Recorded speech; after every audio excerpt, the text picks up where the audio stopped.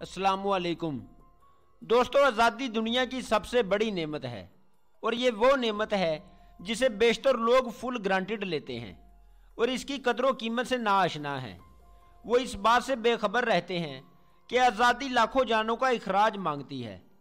تاریخ میں جب جب اقوام عالم نے یا کسی مخصوص طبقے نے کسی دوسری قوم کی آزادی پر ہاتھ ڈالا تو کچھ سر پھرے اپنے مٹھی پر سپاہیوں کے ساتھ حملہ آوروں اور غاصبوں کے خلاف لڑ گئے۔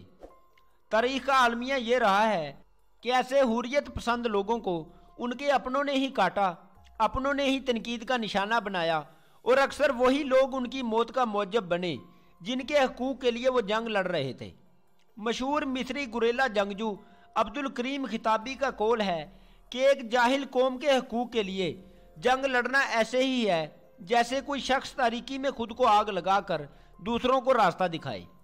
جدید گوریلا جنگوں کے بانی ارجنٹائن کے رہنے والے آرنیسٹو چے گویرا کی جاسوسی کرنے والا ایک چرواہا تھا۔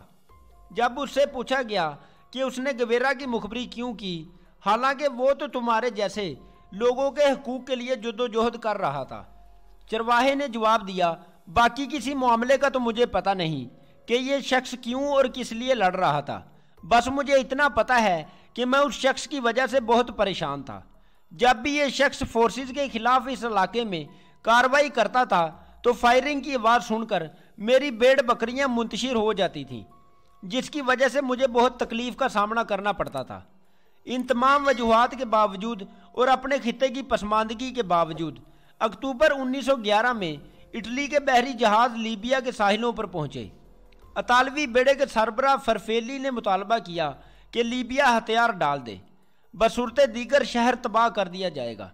حالانکہ لیبیائی باشندوں نے شہر خالی کر دیا، لیکن اٹلی کو ہر صورت میں حملہ کرنا تھا اور انہوں نے 3 دن تک طرابلس پر بمباری کی اور اس پر قبضہ کر لیا۔ تو ان صحرائی بستیوں سے ایسا مرد آہن اٹھا جس کے وجود کی مضبوطی سے اٹلی کے ٹینک تھر تھرا گئے۔ دوستو، اٹلی جو ایک بار پھر دا گریٹ رومن ایمپائر کا خواب دیکھ رہا تھا، اس صحرا نشی کے ہاتھوں ایک لٹو کی طرح گھومنے لگا۔ اس دلیر اور وطن پرست باغی کا نام عمر المختار تھا، لیکن دنیا اسے صحرائی شیر کے نام سے جانتی ہے۔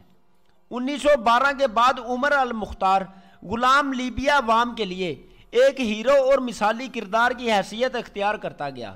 اس کا فلسفہ اور پیغام بہت سادہ اور واضح تھا کہ ہم ایک خود مختار اور آزاد قوم ہیں۔ اٹلی کو یہ حق کس نے دیا ہے کہ وہ ہم پر حکمرانی کرتا اور غلام بناتا پھرے؟ اب وہ لیبیا کے پرجوش نوجوانوں کو اپنے فوجی دستے بناتا اور غازی اطالوی فوج کے خلاف گوریلا جنگ کو وسعت دیتا رہا۔ چونکہ عمر مختار کا تعلق ایک صحرائی بستی سے تھا، اس لیے وہ صحرا کے جغرافیے اور مزاج سے بخوبی واقف تھا، جسے اس نے اپنی جنگ کا سب سے بڑا ہتھیار بنایا۔ ویڈیو میں مزید آگے بڑھنے سے پہلے نئے آنے والے دوستوں سے گزارش ہے کہ ہمارے چینل کو سبسکرائب کر لیں اور بیل آئیکن کو بھی دبا لیں اور ویڈیو کو لائک کریں اور اپنے دوستوں کے ساتھ بھی ضرور شیئر کیجیے گا۔ ناظرین، وہ اپنے نوجوان پیراکاروں سمیت گھوڑوں پر سوار اور کندھے پر بندوق لٹکائے اچانک کسی کھائی یا کھجوروں کے جھنڈ سے نمودار ہوتا اور حملہ کر دیتا۔ جنگ دن بدن خوفناک اور خون آلود ہوتی گئی۔ اطالوی فوج نے اس شیر کو قابو کرنے کے لیے صحرا میں سینکڑوں میل تک خاردار تار لگوا دی، لیکن اس کے حملے کم ہونے کے بجائے مزید بڑھ گئے۔ اطالوی فوج نے اس پر دباؤ بڑھانے کے لیے عورتوں اور بچوں کو گرفتار کرنا شروع کر دیا۔ ایک اندازے کے مطابق 1,25,000 سے زائد بچے اور خواتین جیلوں میں تھے، جن میں سے 2/3 جیلوں کے اندر ہی مار دیے گئے۔ لیکن اس بہادر وطن پرست کی استقامت اور حوصلہ اس سے بھی نہ ٹوٹا اور وہ پوری جواں مردی سے لڑتا رہا۔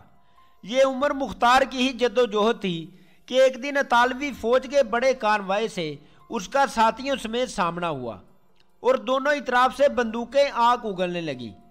اس دوران عمر مختار اچانک دشمنوں کے نرغے میں آیا۔ تب اس کی عمر 70 سال تھی۔ پھر بھی اس شیر کو قابو کرنا اتنا آسان نہ تھا، لیکن بہت ساری بدقسمتیاں ایک ساتھ آ گئیں۔ اس کا گھوڑا پھسلا اور وہ زمین پر گر پڑا۔ اس وجہ سے اس کا بازو ٹوٹ گیا، لیکن وہ اس حالت میں بھی اپنی گری ہوئی بندوق کی طرف رینگتا ہوا بڑھا۔ لیکن بہت سارے اطالوی فوجی تیزی کے ساتھ اس پر جپٹ پڑے۔ اس کے دلیر ساتھیوں نے زبردست مزاحمت کی، صحرا کی ریت خون سے کیچڑ میں بدل گئی، لیکن بدقسمتی بہادری پر غالب آ چکی تھی۔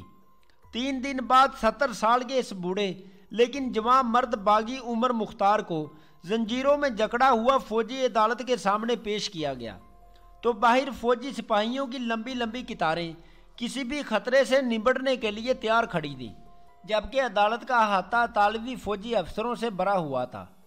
کمرے کے ایک کونے میں زنجیروں سے جکڑا ہوا آدمی اکیلا کھڑا آہستہ آہستہ قرآن پاک کی تلاوت کر رہا تھا، جو آزادی کی تاریخ کا ایک درخشاں ستارہ ہے۔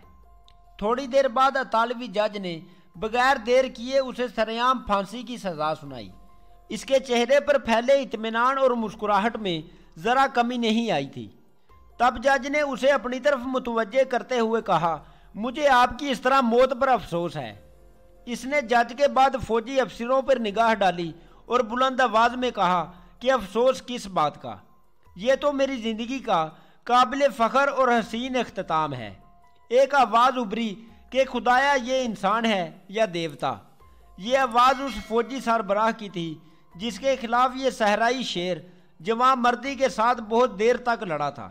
لمحہ بھر کو سناٹا سا چھا گیا تو فوجی عدالت کے جج نے سکوت توڑتے ہوئے اسے ایک دلچسپ آفر کی کہ اگر آپ اپنے پیراکاروں کو لکھ کر دے دیں کہ اٹلی کے خلاف جنگ روک دیں تو آپ کو معافی مل جائے گی۔ اس پیشکش پر پہلی بار اس کے چہرے پر غصے کی کیفیت دکھائی دی اور اس نے جج کی آنکھوں میں آنکھیں ڈال کر کہا کہ میری جو انگلی ہر نماز میں اللہ تعالیٰ کی وحدانیت اور محمد عربی صلی اللہ علیہ وآلہ وسلم کی رسالت کی گواہی کے لیے اٹھی ہو، اس انگلی سے کسی باطل کی تائید میں خط لکھنے پر میں موت کو 1000 بار ترجیح دوں گا۔ 16 ستمبر 1931 کو اسے کھلے میدان کے پھانسی گھاٹ لایا گیا۔ اس کا اعتماد اور اطمینان قابل دید تھے۔ ایک معصوم بچے کے ساتھ آخری بار شرارت امیز مسکراہٹ کا تبادلہ کیا اور تھوڑی دیر بعد ان کی لاش رسی کے ساتھ لٹک رہی تھی، لیکن کچھ عرصے بعد یہ لاش لیبیا کو آزادی بھی دلا رہی تھی۔